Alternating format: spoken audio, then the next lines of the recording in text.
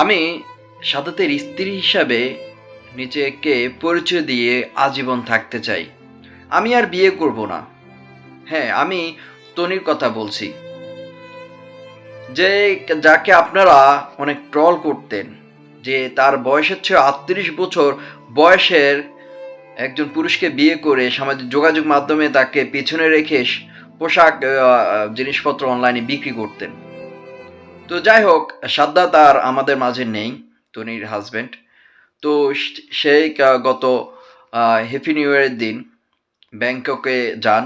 আপনারা সকলে জানেন ব্যাংককে চিকিৎসাধীন অবস্থায় ছিলেন সাদ্দাত। তো সেখানে কিন্তু সেই লিপস্টিক পরে গিয়েছিলেন, একটি ছবি সামাজিক যোগাযোগ মাধ্যমে সেটি ভাইরাল হয়। ভাইরাল হওয়ার পরে আপনারা অনেকে অনেক ধরনের কথা বলছেন যে হয়তো তনি এখানে সাকসেস হয়ে গিয়েছে, যেটা চেয়েছে সেটা পেয়েছে, মানে অনেক ধরনের অনেক কথা বলছেন আপনারা। তো আমি আপনাদের আজকে যুক্তির বিষয়টা মানে কথাগুলো আজকে তুলে ধরবো যে কাহিনিটা কি। তো আপনারা সকলে জানেন ১০১ দিন লাইফ সাপোর্টে ছিলেন ব্যাংককে তনির হাজব্যান্ড সাদ্দাত। তো প্রতিদিন তনির কথা মতো প্রতিদিন ১০ থেকে ১২ লাখ টাকা তাকে দিতে হতো। তাহলে আপনারা বোঝেন যে তার কি বাজে অবস্থা হওয়ার কথা ছিল। হ্যাঁ, তনির কথাই বলছি। ১০১ দিন তাহলে প্রতিদিন যদি ১০ লাখ থেকে ১২ লাখ টাকা যদি হাসপাতালে বিল দিতে হতো, তাহলে কি অবস্থা হতো। এদিকে কিন্তু আপনারা সকলে জানেন সাদ্দাতে কিন্তু ব্যবসা প্রতিষ্ঠান, সে আগে থেকে বিজনেস করতো। আবার এদিকে কিন্তু তনি কিন্তু এগিয়ে গিয়েছে। শুধু সে যে ব্যবসাতে, সে ব্যবসা বাংলাদেশে অনেক জায়গায় তার কয়েকটি শোরুমও রয়েছে।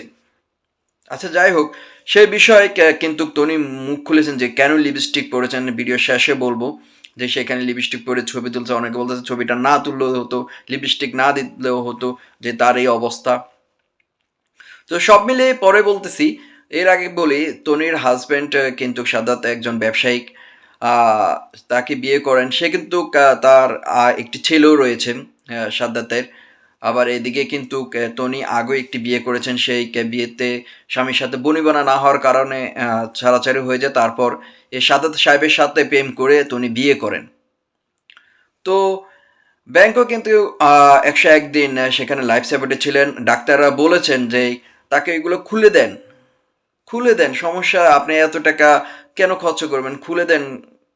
কিন্তু তনি বলেছে আমি আমার স্বামীকে অনেক ভালোবাসি, আমি আজীবন তার সাথে সংসার করতে চাই, এমন ধরনের কথা বলে সে খুলতে রাজি হয়নি। সে কয়েকটা কথা বলেছেন ওই দিনের ঘটনা নিয়ে, লিপস্টিক কেন পরেছেন।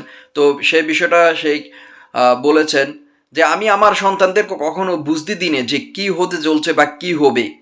আমি সবসময় আমার সন্তানদেরকে ভালোবাসি, তাদেরকে হাসি মুখে রাখতে চাই। আমি সেখানে হাসপাতালে দেখা করে বা তাকে দেখে আমি কিন্তু আমার সন্তানদেরকে নিয়ে ঘুরতেও গিয়েছি, ঘুরছি। তো সে আরও কয়েকটা কথা বলছে যে আমি আজীবন আমি সাদ্দাত সাহেবের স্ত্রী হিসাবে নিজেকে পরিচয় দিয়ে বেঁচে থাকতে চাই। হয়তো আমার আমার জন্য ওপারে আমার স্বামী অপেক্ষা করছে।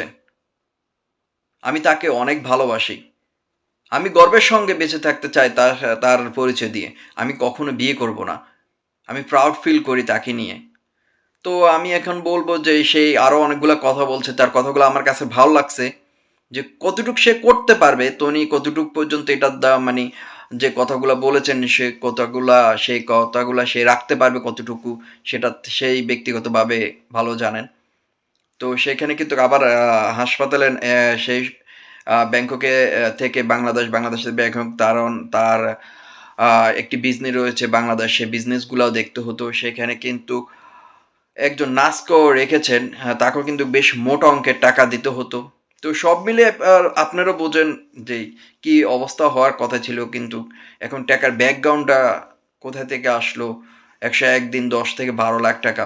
তো যাই হোক, সব মিলে কিন্তু আমি তনির জন্য শুভকামনা জানাই, আল্লাহ তাআলা তাকে ভালো রাখুক, সেটাই বলবো।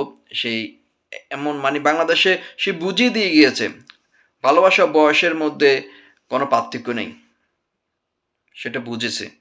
যাই হোক, আপনারা দিয়ে যাই মতামত দেবেন, অ্যাজ ইউ উইশ।